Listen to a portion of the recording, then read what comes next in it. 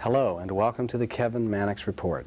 I'm Kevin Mannix and I'm the host of this program, which is designed to give all of us some more information about people and issues involved in state government.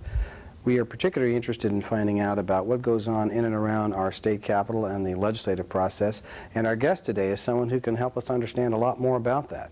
His name is Greg Chaimov, and he is the Legislative Counsel for the Legislative Assembly. Welcome to the show. Oh, thanks very much, Kevin. I'm real pleased to be here. Now, Greg, I got to know you a ways back when you were working with the House Judiciary Committee, but one of the things we try to do on this show is give our audience a chance to know a little bit about the background of individuals. Can you give us some idea where you hail from, where you went to school, that kind of thing?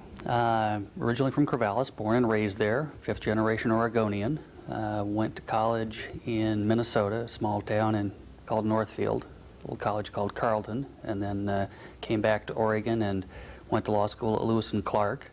Practiced law in Portland for about 10 years, and then started working in Salem at the Department of Justice about 5 years ago.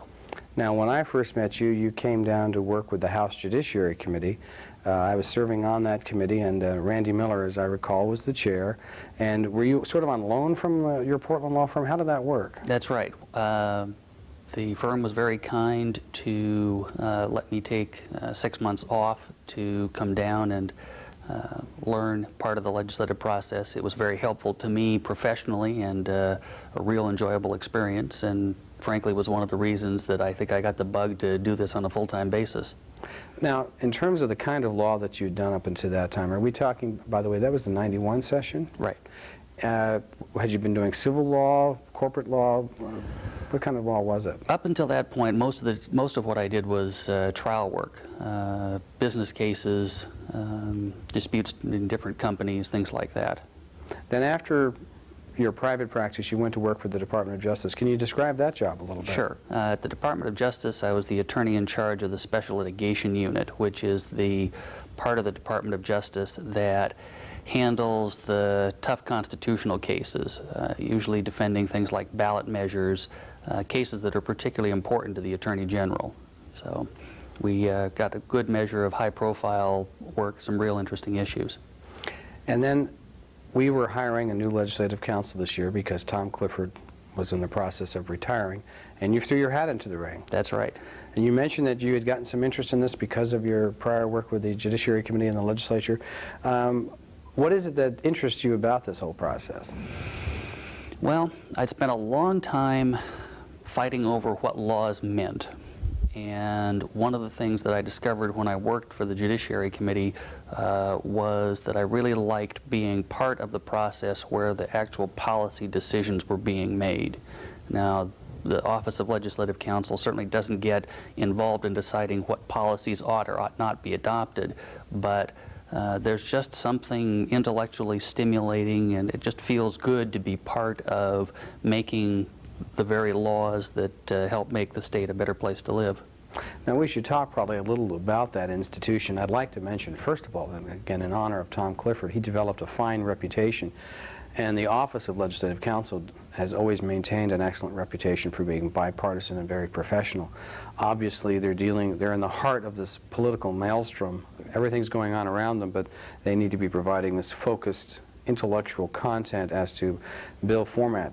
But some folks may not understand how sensitive this process is and how your office helps to make sure that legislation works. First of all, where are you folks located physically, and then how do you interact with legislators? We're on the first floor of the Capitol building. We're in the Senate wing, the part that was built in 1977, right on the first floor. You head to the east and find the orange carpet, and we're right there. What kind of staff do you have? What size staff and that sort of thing? It really varies depending upon whether we're in session or during the interim. Permanent staff, there are about a dozen lawyers, and then another couple dozen professionals who are experts in English, publications, things like that. We also have a very competent group of folks that help us just run the office. When we're in session, pretty much the size of the office doubles. We had 5 more lawyers start for us yesterday, and they'll work for us during session. And come December, we'll hire quite a few more people, particularly in our Publication Services unit, to help make sure that whatever laws do get passed are in the form that the members want them to be in. So here we are in October, and we're getting ready for a session that starts in January. So you're beefing up the staff, bringing in the additional troops, as it were. Some folks may not understand the cycle of the legislative session, which is the legislature meets every odd-numbered year for about 6-7 months. God help us if it runs much longer than that. But in that process, that's when all the bills are being considered and handled. Then in the interim, there's about a year and a half to build up on what was already done in terms of getting out there and taking care of the detail work and getting ready for the next session. Let's talk first about that maelstrom of activity during session, and then we can talk perhaps about what you do during the interim. You're already building up. Can you give us some idea of the volume of work that you have to handle during a session? Well, during any given session, the whole 2-year period, we end up drafting roughly 4,500 bills, and then another 5,000 amendments to those bills, and we'll also handle anywhere from 350 to 400 requests for legal opinions on top of that. But Now, the bulk of that work takes place in the period, probably December to July. Now, the bill drafting itself, maybe it's not so obvious to some folks, but Legislative Council isn't sitting there coming up with ideas for legislation. The ideas are brought to you by legislators or legislative committees or agencies saying, we are trying to do thus and so, please draft a bill. So it's your job to serve as the professional technician, as it were, and try to come up with the right language to implement whatever's being proposed, but also be aware of what constitutional constraints exist. Absolutely. Can you give us some idea of the process you go through when you get a request? Sure. A member will bring an idea in the door, and usually the idea comes to me first, and our staff of lawyers is divided up by specialty. So we've got folks who are experts in workers' comp, land use, criminal law, covers the entire spectrum. And I'll try to figure out who's the right person to handle that particular issue, and then that request gets assigned to that drafter. And that lawyer will then hopefully meet with the member to identify the specific concerns, the problem that the member's trying to deal with, and then craft the language that will not only take care of the problem, but will be as understandable as possible to everybody, not only lawyers and judges, but the citizens who have to live with the laws. Now, you know from your own practice how critical that can be. Sometimes one word can change the whole meaning of a statute. Do you have nightmares about this sometimes, or do you just cope with it and do the best job you can? It can be a very stressful job, in part because the only time anybody really notices the work we do is when there's a mistake. And if everything churns along fine, the laws get produced, people go along following them, and it's only when there's a little glitch, when somebody doesn't know what they have to do, that really our work gets into the spotlight. So yeah, you get sort of reverse rewards here. The job well done gets kind of set aside and ignored, or it's handled, the legislation's implemented, but if there's a problem, then you hear about it. Right. Well, as you go through this process, you mentioned amendments, and of course, as bills are being heard by committees, amendments are proposed to change sometimes the substance of the bill, other times simply to change the process or the technical aspects. How do you handle those amendments? Same way. The request comes down usually straight to the person who originally drafted the bill, and the process begins to work over again. They'll meet with whoever requested the amendment, try to get a good understanding of exactly what kind of changes are needed, and then write that language up. And any of these bills, whether it's original bill or whether it's amendment, will spend quite a while in our Publication Services section, where there are a couple of different copy editors who work making sure that the language isn't just there for lawyers, that everyone can understand it. As you go through this process, it's important to note again that you have to work very hard at being nonpartisan. That is, you're not favoring the Democrats or the Republicans or the proponents or opponents of a given bill. You're simply there to provide a professional service that implements the ideas being presented without shading them in one particular way or another. Is that a bit of a challenge too sometimes, to understand what someone is trying to push through and make sure that you're coming up with language? I assume dealing with 90 different legislators and all these agencies may be a bit of a challenge in terms of communication.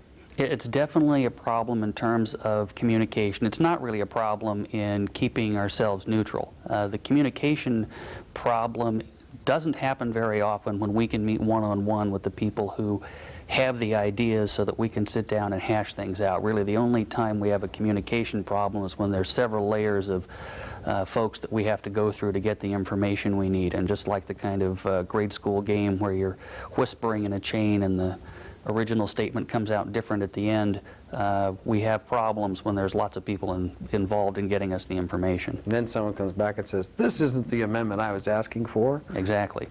Well, as you go through this process, there are committee staff too, and some of them are lawyers. Can you describe the difference in the role that they have? Because you were in that role Sure. at one point, as opposed to legislative counsel. Well, the committee staff are there to help the committees process their work, and they provide information to the legislators who are considering the various bills. They'll gather information, they'll help answer questions about the law, but generally speaking, they're not going to be the ones who are actually writing the law. If there's a request to change any of the language, that will come from the committee, often through one of its staff members, down to our office, and then we'll make the changes. And one of the principal differences between the committee staff and our office is the kind of confidentiality that attaches to the work we do. We don't talk to anybody about the work that we're performing for them, no matter who asks, unless the person who's given us the assignment says it's okay to do it.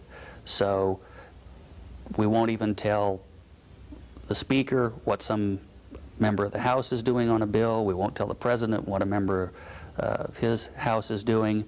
The committee people really don't have that kind of constraint on them. They're working for an entire group, and so they oftentimes end up working with members more to get concepts together where everybody can agree on them. There are also the folks that people will see if they show up at a legislative hearing for a committee. It's the staff that are in that room that are the committee staff. Legislative counsel occasionally may be not caught in, but called in to explain a bill. At the same time, you're usually in those back offices somewhere drafting things. Right. Now, when you've drafted a bill, the process would be you deliver it to the legislator who requested it, and that's where the confidentiality is maintained until the legislator chooses to file the bill. Is that right? Absolutely. As long as the legislator keeps it, we don't talk about it. Same goes with any amendment that you draft. Absolutely. So now you've got a bill in process, you've assisted with it. Do people come back during the process with questions about what things mean and some assistance in trying to interpret legislation? All the time, and we do the best we can given the time constraints involved to give them the answers that we think are right. So. When we were talking about committee staff, and there's some things that you may not be able to say that I can say, my perception is that legislative counsel is purely bipartisan and is designed there is placed there as a professional team. The committee staff has a core group of nonpartisan support staff, but committee administrators are chosen by the committee chairs for the session, aren't they? They're selected from a group? I think that the committee chairs certainly have some input into who works on which committees. I guess I should say legislative administration officially chooses them. Yes. The input comes from the committee chairs. Yes. My perception has been that because each committee chair has an agenda and wants to move certain things, that they will tend to select staff who are willing to work with them on moving that agenda. And again, that staff person is less constrained because there aren't the same confidentiality requirements. They're not really political operatives, but they have to be there to help implement some policy proposals, which is different from the role that legislative counsel would have. Right. The committee administrators are there to help the committee with its agenda, and that may have a particular partisan view to it. Our office is entirely nonpartisan, and we'll draft anything for any member, regardless of party, regardless of issue, whether we think it's a bad idea, a good idea. We'll put everything we've got into it and then leave it to the others in the process to see whether it actually gets adopted. Now, there's also a legislative fiscal office, and they deal with spending issues. Legislative revenue deals with income issues, and legislative administration deals with the staffing for legislators. And I will say quickly that my perception is they all try to maintain a balanced approach. Legislators themselves hire their own staff, their personal staff during session, and They truly, in my view, are the political operatives in the system. That the legislator has free choice about who's going to be that legislator's personal staff members, and obviously they're there to fulfill that legislator's agenda. But let's shift back to this process again. When you get bills, do you sometimes have to give someone the bad news that their idea really doesn't quite fit in with the Constitution, and how do you deliver that? Well, we try to deliver it in a short letter saying, we've received your request, here's a problem that we see with it, but if somebody wants to go ahead with that idea, they're welcome to tell us to do that. We don't actually make an effort to dissuade someone from following through with an idea that may be unconstitutional, but we are there to provide them the information that we think that there could be a significant problem if it is in fact adopted. So they're on notice about it, but you're not there to advocate one way or another. We're not a gatekeeper of any kind. Let's pause for a moment, and I'll mention to our audience that you're with us on the Kevin Mannix Report. I'm Kevin Mannix, the host for the program, and our guest today is Greg Chaimov, who is the Legislative Counsel. If you ever have any questions or concerns, I hope you'll feel free to write or call. You can write to me at the Kevin Mannix Report, 2003 State Street, Salem, Oregon, 97301. You can also call 391-8031. That's 391-8031. There will probably be a recorded answering machine there, and you can leave a recorded message for us, but we're always happy to get back to you. We'll return now to Greg and talk a little more about the operations of the legislature vis-a-vis Legislative Counsel. When you're into all of this activity during session, are there some times when the volume of work almost becomes overwhelming, and have there been some discussions about how to try to make some changes, maybe not formal changes, but informally let legislators know about how there ought to be some fruit of their production? That is, we've talked a little about this at other times, about making sure that they're serious about what they're asking for drafts on, so these really end up being bills. Can you talk a little about that without offending anybody? Well, I don't know whether I can do it without offending anyone, but I'll give it a shot. We produce a lot of bills in a very short period of time.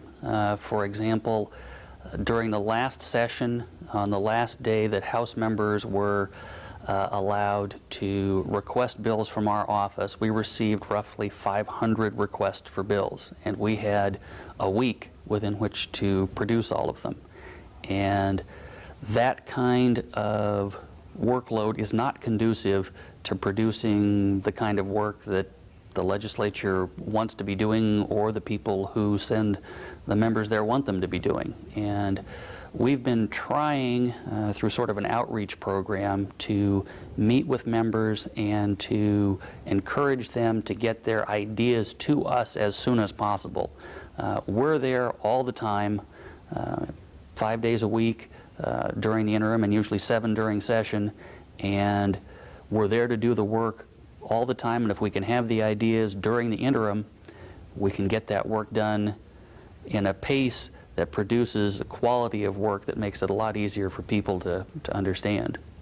We've also thought about, at least had some ongoing discussions about, limiting the number of bills that legislators can introduce, and I think that's a healthy discussion, but I don't see any kind of limits coming in the foreseeable future. As part of this discussion, there are ways to informally educate legislators about the need to make sure you're serious about an idea. I mean, I will acknowledge, for instance, in my 4 terms that in the House, I was a prolific, I say author of bills in the sense that I would present things to Legislative Counsel and say, here, I've written this up, now transpose it into legislative format. On the other hand, I took each item seriously and felt that if I'm going to ask you to do that, this is something that I'm going to file. And of over 100 pieces of legislation that I passed as real laws, there were probably a couple hundred that I filed that didn't go through, but there were only a handful that I never filed because I thought better of it after the draft was prepared. And one thing we might do is encourage others to have that same sense of, well, if I'm going to ask for this, I better be serious and go through with it. But maybe that should be an informal process of education. But term limits may have some impact on this. Have you thought about what impact it will have with less experienced legislators in this process? And is there any way to deal with it other than through additional education? I don't really think there is. I mean, we're trying to put together an education program for the new members. I think starting right after the election, we'll be making a number of presentations that will help educate them on how to work with our office. But one of the things that does concern us is the turnover in the legislature, because it is a complicated job, and there are lots of details, lots of strange legal ins and outs, and the longer a person serves, the more that person can pick up that kind of knowledge. And if people are only going to be in the House for, say, 3 terms, we're going to need to be providing a lot of the information that they'd otherwise just sort of pick up by being there over the years.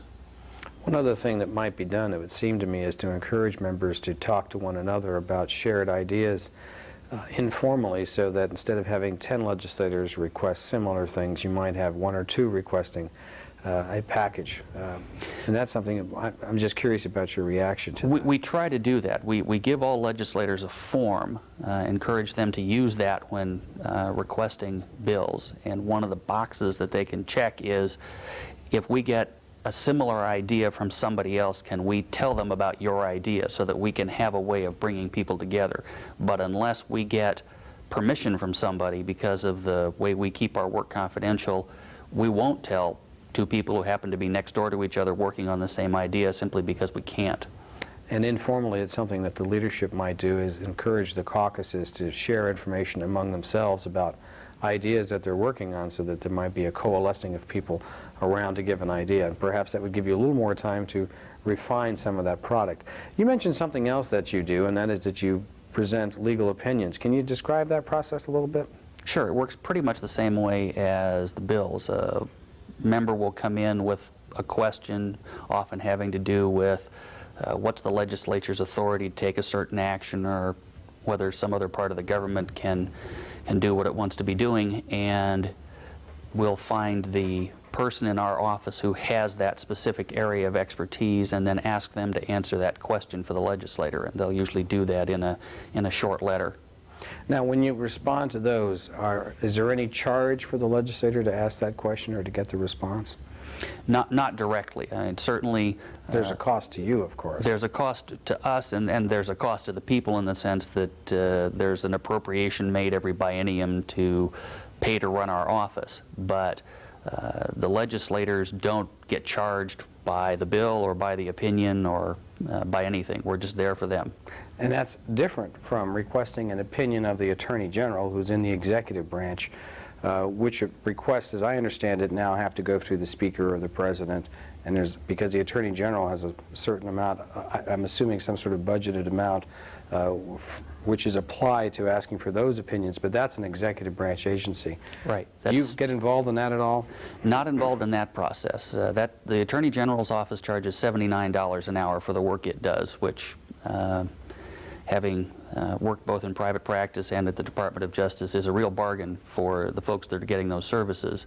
But we may get asked sometimes whether we think it's a good idea for a member to get an opinion from the Attorney General, and certainly if we don't have the expertise in a particular area of the law, we'd encourage the member to get the help that's available for that. Now, in terms of the work that you have to do working with these various legislators with various personalities, what do you do when you're trying to hire staff? I mean, what kind of considerations do you take into mind as to how they deal with various personalities? Well, one of the questions that they have to answer is how do they deal with some fairly difficult people without trying to stereotype people who are members of the legislature. They can be quite hard driving and needing things right now, and we look for people who are able to work under pretty stressful conditions. We should also talk about, during session, the overtime that has to be put in. You mentioned earlier 7 days a week during session. Can you talk about how the workload has to be handled during session? Yeah, we don't have any real control over how much work we do. We do as much work as we're assigned, and we have people who come in very early in the morning, 5 a.m., and we have people who are assigned to stay late at night to make sure all the work gets done. There are rules in the various houses that require us to get, for example, an amendment done in 3 days. So somebody may request a rewrite of an entire 20-page bill with lots of intricate provisions, and we have to put in whatever hours are necessary to get that done. And so it's quite common to see our office open and fully functioning pretty close to 24 hours a day during session. You don't get to say, "I'm too busy, call me later." Nope, no chance to do that at all. What are your staff told about vacation potential during session or time off?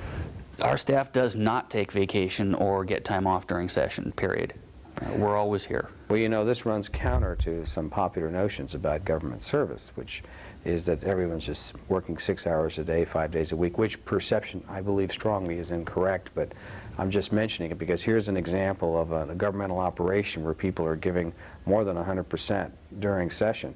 And during the interim, they're working on bills too, and then they were working perhaps more normal hours. Can you talk about that interim process and what you try to do? You're encouraging people to present bills, but don't you have to follow up on what happened in the last session?